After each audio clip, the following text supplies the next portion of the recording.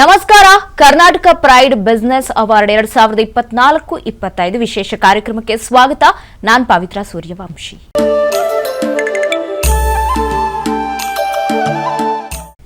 ವೀಕ್ಷಕರೇ, Karnataka pride business award ನ ಈ ಬಾರಿ ಅತ್ಯದ್ಭುತವಾಗಿ ನಡೆಸಿಕೊಡ್ಬೇಕು ಅಂತ ಹೇಳಿ ರಾಜ್ ನ್ಯೂಸ್ ಹಾಗೆ ರಾಜ್ ಮ್ಯೂಸಿಕ್ ಆಯೋಜನೆ ಮಾಡಿದೆ.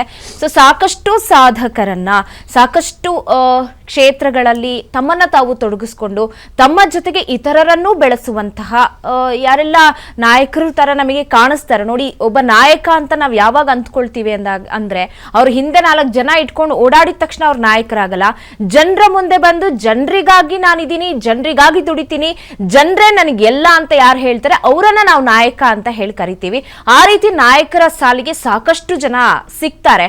ಬಟ್ ಎಷ್ಟೋ ಜನ ತುಂಬಾ ಓದ್ಕೊಂಡಿದ್ದೀನಿ, ನಾನು ಯಾಕೆ ಜನಸೇವೆ ಮಾಡಬೇಕು, ನಾನು ನನ್ನದೇ ಆದ ಕಂಪನಿಯನ್ನು ಸ್ಟಾರ್ಟ್ ಮಾಡ್ತೀನಿ, ಒಂದು ಸ್ಟಾರ್ಟ್ಅಪ್ ಗಳನ್ನ ಮಾಡಿಕೊಂಡು ನಾನು ನನ್ನ ಬಿಸ್ನೆಸ್ ನ ನೋಡ್ಕೊಳ್ತೀನಿ ಅಂತ ಹೇಳೋರು ತುಂಬಾ ಜನ ಇದ್ದಾರೆ. ಸೊ ಅಂತಹ ಬಿಸ್ನೆಸ್ ಮೆನ್ಗಳು ಒಂದು ಕಡೆ ಆದ್ರೆ, ಇನ್ನೊಂದು ಕಡೆ ತಾವು ಸಿಇಒ ಆಗಿದ್ರು ಕೂಡ ಸಿಒಒ ಆಗಿದ್ರು ಕೂಡ ಜನಸೇವೆಯನ್ನ ಮಾಡ್ತಾ ಇತ್ತ ರಾಜಕಾರಣಕ್ಕೂ ಕೂಡ ಇಂಟ್ರೆಸ್ಟ್ ಇಲ್ಲ ಅಂದ್ರು ಜನರಿಗೆ ಏನಾದ್ರೂ ಒಂದು ಮಾಡಬೇಕು, ಜನರನ್ನ ಬೆಳೆಸಬೇಕು, ನಾನು ಬೆಳೆಯೋದು ಮುಖ್ಯ ಅಲ್ಲ, ಇಲ್ಲಿ ಜನ ಬೆಳಿಬೇಕು, ಕ್ಷೇತ್ರ ಬೆಳಿಬೇಕು, ಆಗಷ್ಟೇ ನಾನು ಗುರುತಿಸ್ಕೊಳ್ಳೋದಕ್ಕೆ ಸಾಧ್ಯ ಅನ್ನುವಂತಹ ಒಬ್ಬ ವ್ಯಕ್ತಿ, ವಿಶೇಷವಾದ ವ್ಯಕ್ತಿ ಅಂತಾನೆ ಹೇಳ್ಬೋದು.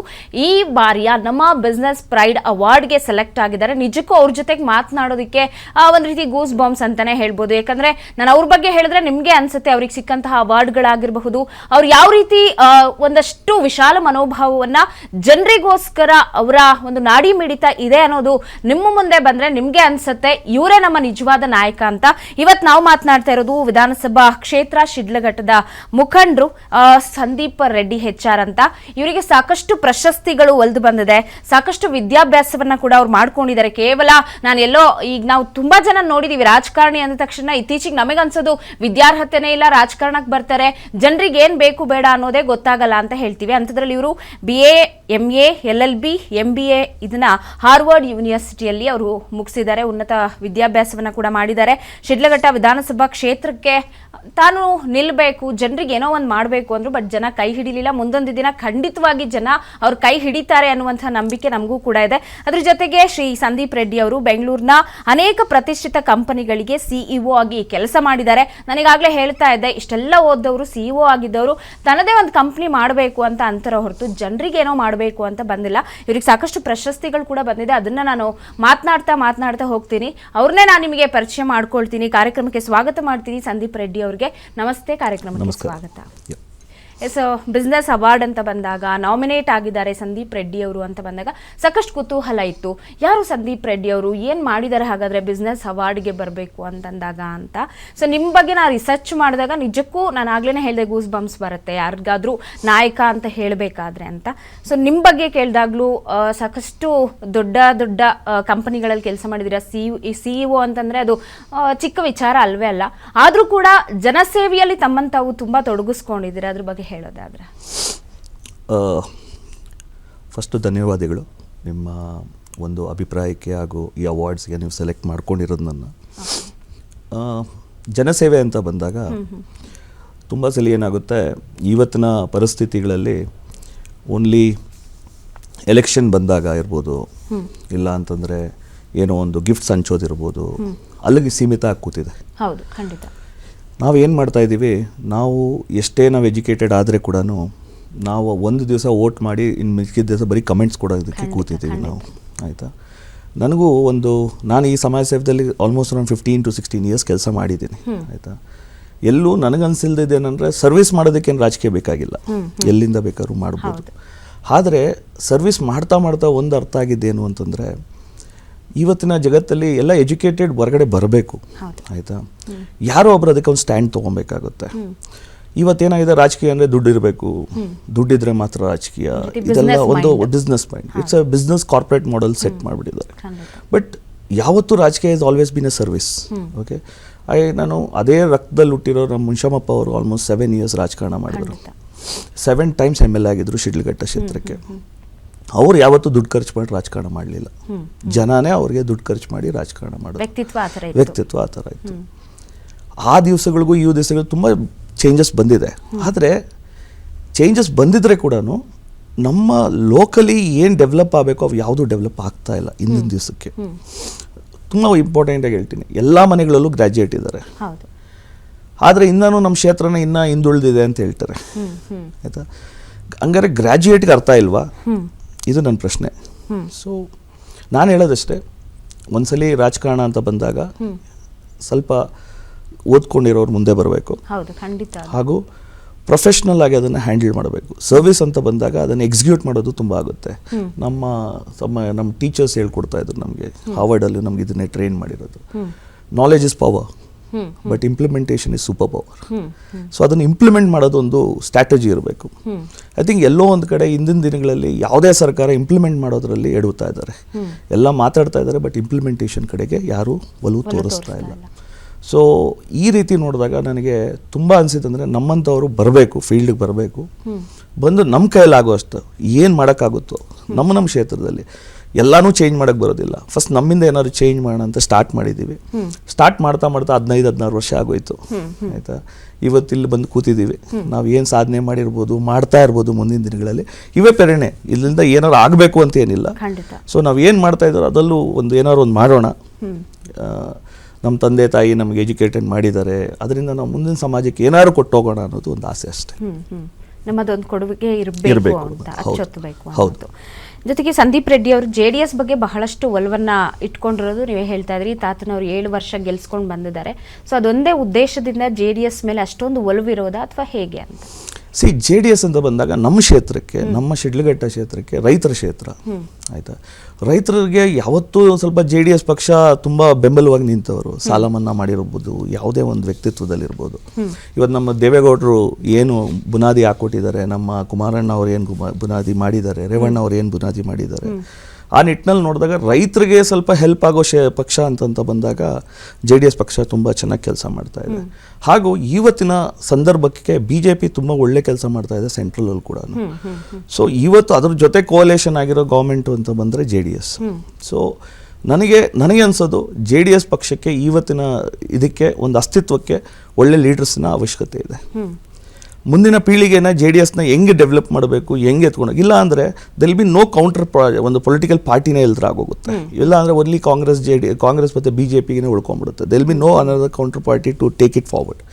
ಸೊ ಆ ನಿಟ್ಟಿನಲ್ಲಿ ನೋಡಿದಾಗ ಐ ಥಿಂಕ್ ನನ್ನ ಒಲವು ಜಾಸ್ತಿ JDS ಕಡೆಗೆ. ಬಟ್ ಈಗ ಶಿಡ್ಲಘಟ್ಟದಲ್ಲೂ JDS ಶಾಸಕರೇ ಇರೋದು. ಹೌದು, ನಮ್ಮ ರವಿಯಣ್ಣ ಅವರು ಇದ್ದಾರೆ, ತುಂಬ ಒಳ್ಳೆ ಕೆಲಸ ಮಾಡ್ತಾ ಇದ್ದಾರೆ. ಮುಂದಿನ ದಿನಗಳಲ್ಲೂ ಅವ್ರ ಕೈ ಜೋಡಿಸೇ ಕೆಲಸ ಮಾಡೋದು. ನಾವು ಯಾವತ್ತೇ ಇದ್ರೂ JDSನ ಬೆಳೆಸೋ ರೀತಿ ಕಡೆ ಕೆಲಸ ಮಾಡ್ತಾ ಇದ್ದೀವಿ. ಸೊ ಮುಂದಿನ ದಿನಗಳಲ್ಲೂ ಕೂಡ ಎಲ್ಲ ಕ್ಷೇತ್ರದಿಂದನೂ ನಾವು JDSಗೆ ಒಲವು ತೋರಿಸಿ ಅದ್ರ ಕಡೆ ಕೆಲಸ ಮಾಡೋದು ಮುಂದೆ ಹೊರಡ್ತೀವಿ. ಖಂಡಿತ. ಈಗ ನೀವು ಹೇಳ್ತಾ ಇದ್ರಿ, ನನಗೆ ರಾಜಕೀಯಕ್ಕೆ ಬರೋಕ್ಕೆ ಇಂಟ್ರೆಸ್ಟ್ ಇಲ್ಲ, ಬಟ್ ಜನರಿಗೋಸ್ಕರ ನಾನು ಬರ್ತಿದ್ದೀನಿ ಅಂತ ಹೇಳಿ. ಸೊ ಜನರಿಗೋಸ್ಕರ ಬರೋದಕ್ಕೆ ಒಂದು ಈಗಾಗಲೇ ನೀವು ಆಯ್ಕೆ ಮಾಡ್ಕೊಂಡಿದ್ದೀರ ಅಂದರೆ, ನೀವೆಲ್ಲೂ ಹೇಳಿಲ್ಲ ನಾನು ಜನಸೇವೆ ಮಾಡ್ತಿದ್ದೀನಿ ಅಂತ. ಜನರಿಗೆ ನನ್ನ ಕೈಲಾದಷ್ಟು ನನಗೇನು ಹೆಲ್ಪ್ ಆಗುತ್ತೆ ನಾನು ಮಾಡ್ತಾ ಇದ್ದೀನಿ ಅಂತ.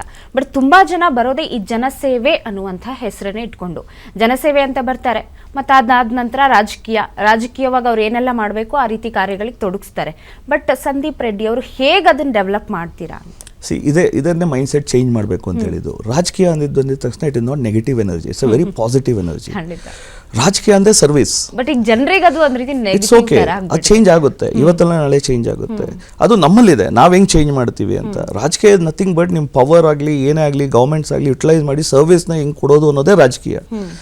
ಲೆಟ್ಸ್ ನಾಟ್ ಯೂಸ್ ರಾಜಕೀಯ ಅದನ್ನ negative shade of it. It's a very lot of positiveness to it. ಇವತ್ತು ಯಾರೇ ಏನೇ ಸರ್ವಿಸ್ ಮಾಡಬೇಕು ಅಂದ್ರೆ there is a limitation for service. When you are in power there are certain limitations which you cross and we can do the service. ಗೊತ್ತಲ್ಲ, ಇವಾಗ ಒಂದು ಮಗುಗೆ ನಾವು ಸ್ವೀಟ್ ಕೊಡಿಸ್ಬೋದು, ಅದೇ ಒಂದು ಶಾಲೆನ ಮಾಡಬೇಕು, ಒಂದು ಇನ್ಸ್ಟಿಟ್ಯೂಷನ್ ತರಬೇಕು ಅಂದ್ರೆ ನಿಮ್ಗೆ ಪವರ್ ಬೇಕು. ಸೊ ಈ ನಿಟ್ಟಿನಲ್ಲಿ ನೋಡಿದಾಗ ರಾಜಕೀಯ and social service is a part together and service oriented ರಾಜಕೀಯ ಆಗಬೇಕು. ನಾನು ಅದನ್ನೇ ಹೇಳ್ತಾ ಇರೋದು, ದುಡ್ಡಿರೋ ರಾಜಕಾರಣ ಮಾಡಬಾರದು, ವಿದ್ಯಾವಂತರು ರಾಜಕಾರಣ ಮಾಡಬೇಕು. ಖಂಡಿತ. ನೀವು ಕೂಡ ವಿದ್ಯಾವಂತರೇ.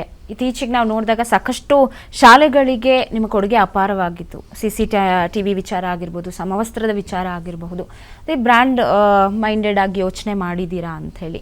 ಸೊ ಇದು ಕೆಲವೊಂದಿಷ್ಟು ರಾಜಕಾರಣಿಗಳಲ್ಲಿ ನಾವು ನೋಡ್ತಾ ಇಲ್ಲ ಈಗಿರೋದ್ರಲ್ಲಿ ಪ್ರಸ್ತುತವಾಗಿ. ಬಟ್ ನಿಮ್ಮಲ್ಲಿ ಇನ್ನು ರಾಜಕೀಯಕ್ಕೆ ಬರೋ ಮುನ್ನನೇ ಈ ರೀತಿಯಾದಂಥ ಮೈಂಡ್ಸೆಟ್ಗಳೆಲ್ಲ ಇರೋದ್ರಿಂದ ಒಂದು ರೀತಿ ಎಜುಕೇಷನಲ್ಲೂ ಶಿಡ್ಲಘಟ್ಟವನ್ನು ನಾವು ಟಾಪಲ್ಲಿ ನೋಡಬಹುದೇನೋ ಅನ್ನುವಂಥದ್ದು ಬರುತ್ತೆ. ಸೊ ಇದೆಲ್ಲ ಈ ಪ್ರೇರೇಪಣೆ ಹೇಗೆ ಬಂತು ನಿಮಗೆ ಅಂತ?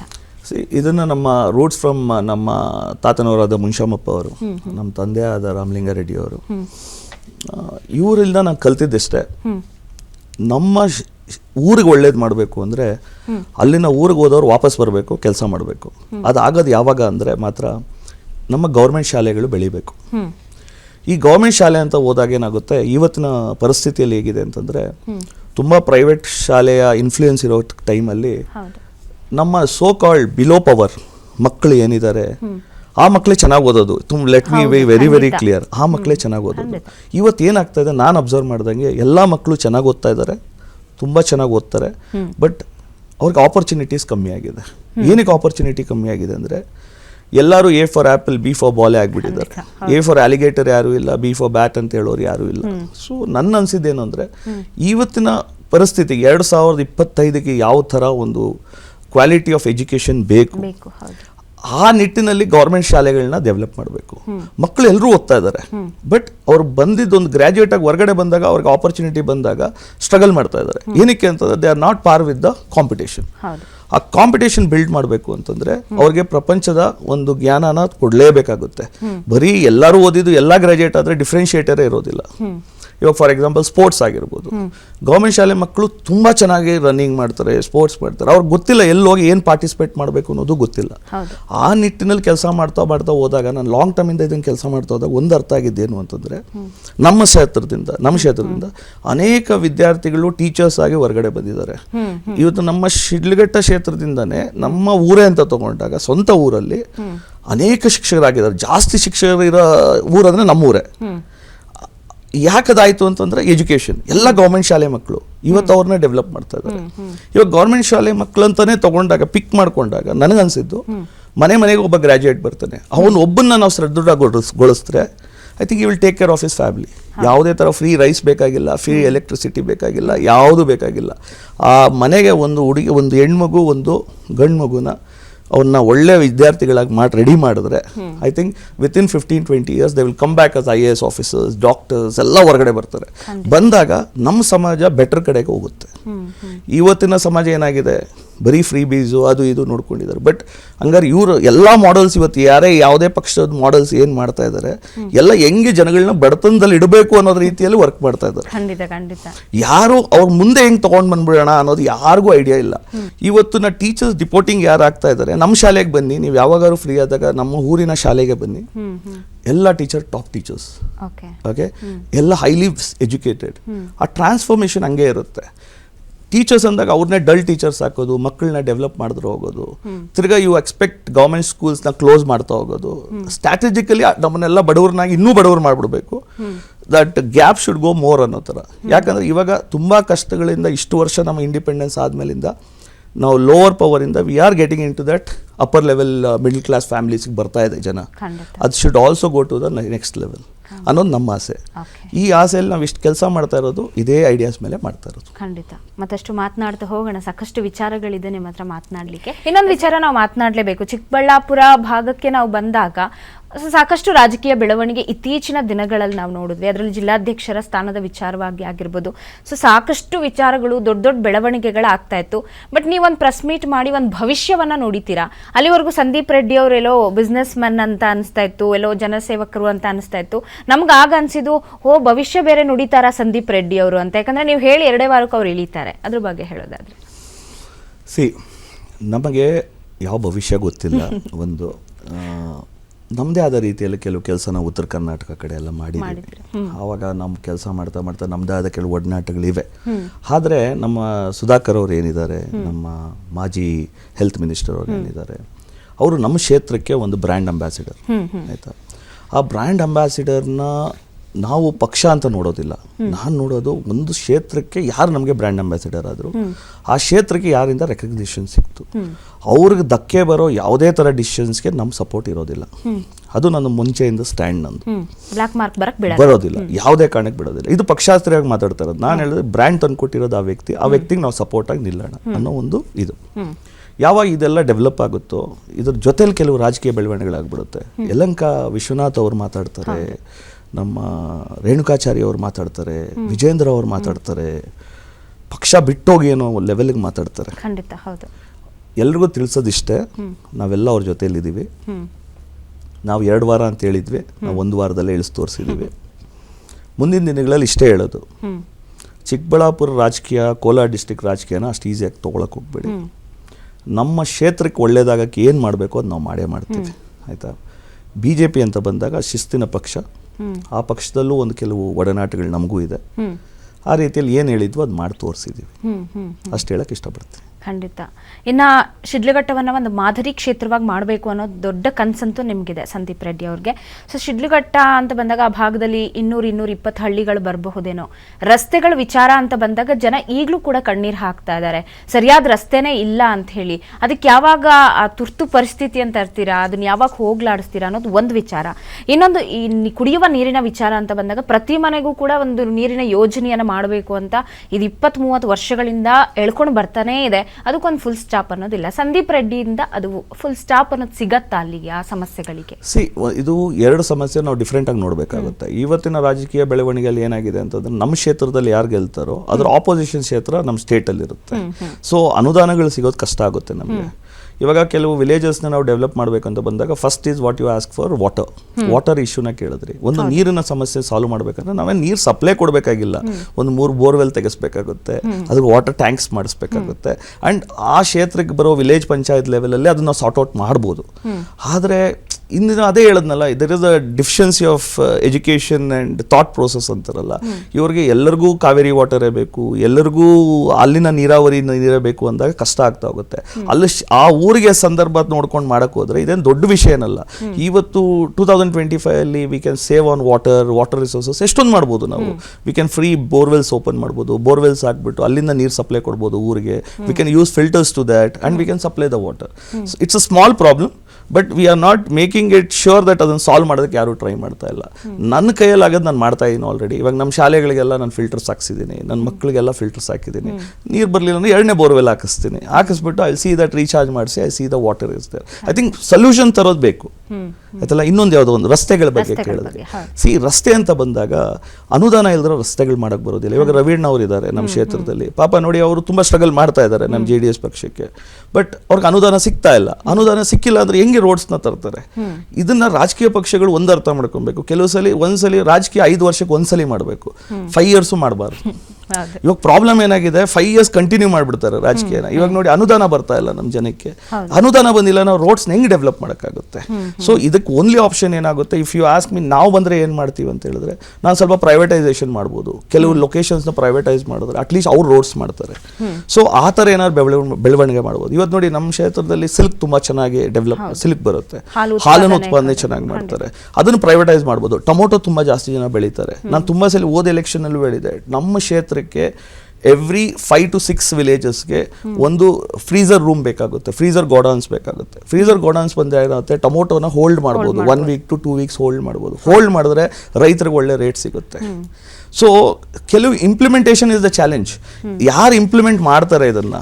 ಐ ಥಿಂಕ್ ಈ ಚಾಲೆಂಜಸ್ಸೇ ಇಲ್ಲ. ಆ್ಯಕ್ಚುಲಿ ಇಂಡಿಯಾಲ ಆ ಚಾಲೆಂಜಸ್ ಬರೋದೇ ಇಲ್ಲ. Implementation is the problem.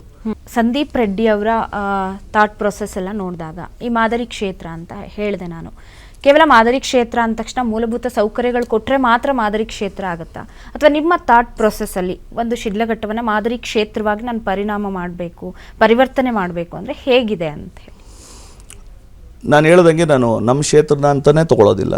It's a circle of all, ಎಲ್ಲ ಕಡೆ ಇರಬೇಕು. ಫಾರ್ ಎಕ್ಸಾಂಪಲ್ ನಮ್ಮ ಕ್ಷೇತ್ರಕ್ಕೆ ಒಳ್ಳೇದಾಗಬೇಕು ಅಂದರೆ ನಮ್ಮಲ್ಲಿರೋ ಆಸ್ಪತ್ರೆಗಳು ಸರಿ ಹೋಗಬೇಕು. ನಮ್ಮಿರೋ ಏನು ಗೌರ್ಮೆಂಟ್ ಆಸ್ಪತ್ರೆಗಳಿದೆ, ಆಸ್ಪತ್ರೆ ಮೇಲೆ ಒಂದು ಆಡಿಟ್ಸ್ ನಡಿಬೇಕು, ಪ್ರಾಪರ್ ಟ್ರೀಟ್ಮೆಂಟ್ ಇರಬೇಕು. ಇವತ್ತು ಯಾವುದೇ ಪೇಷಂಟ್ ಬಂದ್ರೂ ಸೀದಾ ಬೆಂಗಳೂರಿಗೆ ಕಳಿಸ್ತಾರೆ, ಅಲ್ಲಿ ಟ್ರೀಟ್ ಮಾಡೋದೇ ಇಲ್ಲ. ಏನು ಹೇಳ್ತಾರೆ, ನಮ್ಮ ಹತ್ರ ಏನು ಎಕ್ವಿಪ್ಮೆಂಟ್ಸ್ ಇಲ್ಲ ಅಂದ್ಬಿಡ್ತಾರೆ. ಈ ಪರಿಸ್ಥಿತಿಗಳಿದೆ, ಅದನ್ನು ಫಸ್ಟ್ ಕವರ್ ಮಾಡಬೇಕು. ಒಂದು hospitals. Next is hygiene. What is hygiene? Hygiene ಅಂದರೆ ವಾಶ್ರೂಮ್ಸ್ ಇರ್ಬೋದು, ಅದೇನು ನಾವು ಟಾಯ್ಲೆಟ್ಸ್ ಏನು ಕಟ್ತಾ ಇದ್ದೀವಿ, ಗೌರ್ಮೆಂಟ್ ಎಲ್ಲ ಮನೆಗಳಿಗೂ ನಾನು ಟಾಯ್ಲೆಟ್ ಅಂತ ಮಾಡಿದ್ವಿ. ಎಷ್ಟು ಲೆವೆಲ್ ರೀಚ್ ಆಗಿದೆ ಅದು. ಇವತ್ತು ಕೂಡ ನಾವು ಬೆಳಗ್ಗೆ ಎದ್ದು ನೋಡಿದ್ರೆ ನಮ್ಮ ವಿಲೇಜಸಲ್ಲಿ they are struggling to get the toilets actually. First ಆ ಥರ ಬೇಸಿಕ್ ರಿಸೋರ್ಸ್ ನಾವು 2025 still what are we are talking hygiene ಇವೆಲ್ಲ ಮಾತಾಡ್ತಾರೆ. ಅಂದರೆ we are so gone back. ಅದನ್ನು ರೆಡಿ ಮಾಡಬೇಕಂದ್ರೆ ಫಸ್ಟ್ ಆ ಸೋರ್ಸಸ್ಸಿಂದ ರೆಡಿ ಮಾಡ್ತಾ ಹೋಗಬೇಕು. ಎವ್ರಿ ಊರಲ್ಲಿರೋ ಒಂದೊಂದು ಹುಡುಗರು ಗ್ರಾಜ್ಯುಯೇಟ್ಸ್ ಹೊರಗಡೆ ಬರಬೇಕು. ಅಲ್ಲಿನ ಗ್ರಾಜ್ಯುಯೇಟ್ಸ್ ನಾನು ಮಾಡಿದ್ರೆ ಆಗಲ್ಲ ಕೆಲಸ, ಇದು ಅಲ್ಲಿನ ಗ್ರಾಜ್ಯುಯೇಟ್ಸ್ ರೆಡಿಯಾಗಿ ಕೆಲಸ ಮಾಡಬೇಕು. ಆ ಊರವರು ಅಲ್ಲಲ್ಲೇ ಲೀಡರ್ಶಿಪ್ಸ್ ಬೆಳಿಬೇಕು, ಆ ಲೀಡರ್ಶಿಪ್ಸ್ ಡೆವಲಪ್ ಮಾಡಬೇಕು. ಆ ಊರಲ್ಲಿ ಯಾರೋ ಇಂಜಿನಿಯರ್ ಆದ್ರೆ ಆ ಇಂಜಿನಿಯರ್ಗೆ ಕಾಂಟ್ರಾಕ್ಟ್ ಕೊಡಬೇಕು ಆ ಡ್ರೈನೇಜ್ ಸಿಸ್ಟಮ್ ಮಾಡೋದಕ್ಕೆ. ಏನಕ್ಕೆ ಅಂದ್ರೆ ಆ ಇಂಜಿನಿಯರ್ ತಿರ್ಗಾ ಅದೇ ಊರಿಗೆ ಹೋಗ್ಬೇಕು. ಆ ಡ್ರೈನೇಜ್ ಸಿಸ್ಟಮ್ ಸರಿ ಮಾಡಿಲ್ಲ ಅಂದ್ರೆ ಅವ್ನು ಆನ್ಸರ್ ಮಾಡಬೇಕಲ್ಲ. So there are so many things which you need to work on. And ನಾನು ಇಷ್ಟೇ ಹೇಳೋದು, ಇದಕ್ಕೆಲ್ಲ ರೂಟ್ ಕಾಸ್ ಇರೋದು ಎಜುಕೇಷನ್. ಎಜುಕೇಷನ್, ಒಳ್ಳೆ ಎಜುಕೇಷನ್ ರೂಟ್ ಲೆವೆಲಲ್ಲಿ ಕೊಟ್ಟರೆ ಇವೆಲ್ಲ they will come back in another 5-10 years and they will solve the most of our problems. ಖಂಡಿತ. 2023 ಪಕ್ಷೇತರವಾಗಿ ನಿಂತ್ರಿ, ಬಟ್ ಜನ ಕೈ ಹಿಡಿಲಿಲ್ಲ. ಜನ ಎಲ್ಲೋ ನಾವೀಗಾಗಲೇ ಮಾತನಾಡಿದ್ವಿ, ಜನ ಇತ್ತೀಚೆಗೆ ಏನಾಗ್ಬಿಟ್ಟಿದೆ ಅಂದರೆ ಜನರ ಅಸಹಾಯಕತೆಯನ್ನು ರಾಜಕಾರಣಿಗಳು ಬಳಸ್ಕೊಳ್ತಾ ಇದ್ದಾರೆ, ದುಡ್ಡು ಹಂಚೋ ಮುಖಾಂತರವಾಗಿ ಹಿಡಿದಿಟ್ಕೊಳ್ಳೋದು ಎಲ್ಲ. ಇನ್ ಕೇಸ್ ನೆಕ್ಸ್ಟ್ ಎಲೆಕ್ಷನಿಗೆ ನಿಲ್ಲಬೇಕು ಅನ್ನೋ ಮನಸ್ಸಿದ್ರೆ ಯಾವ ಪಕ್ಷದಿಂದ, ಯಾಕಂದರೆ JDS ಮೇಲೂ ಕೂಡ ತುಂಬ ಒಲವಿದೆ, BJP ಕಡೆಗೂ ಕೂಡ ಸ್ವಲ್ಪ ಓಡಾಟ ಕೂಡ ಹೆಚ್ಚಾಗಿರೋದ್ರಿಂದ ಯಾವ ಪಕ್ಷದಿಂದ ನೀವು ನಿಲ್ತೀರಾ ಅಂತ ಎಕ್ಸ್ಪೆಕ್ಟ್ ಮಾಡಿ? ಸೊ ನನ್ನ ಪಕ್ಷ ನಿಲ್ಲೋದನ್ನೋಕ್ಕಿಂತನೂ ನಾನು JDSನ ಏನಾದ್ರು ಮಾಡಿ ಉಳಿಸ್ಬೇಕು ಅನ್ನೋ ಒಂದಿದು ಆಯಿತಾ. ನಮ್ಮ JDSಗೆ ಯಾವುದೇ ಥರ ಪ್ರಾಬ್ಲಮ್ ಆಗೋದಕ್ಕೆ ನಾನು ಬಿಡೋದಿಲ್ಲ, ನಮ್ಮ ಕ್ಷೇತ್ರದಲ್ಲಿ ಬಿಡೋದಿಲ್ಲ. ಯಾಕಂದರೆ ನಮ್ಮ ತಾತ ಕಟ್ಟಿರೋ ಪಕ್ಷ, ನಮ್ಮ ತಾತ ಕೆಲವು ವಿಷಯಗಳು ನನ್ನ ಹತ್ರ ಹೇಳೋರು.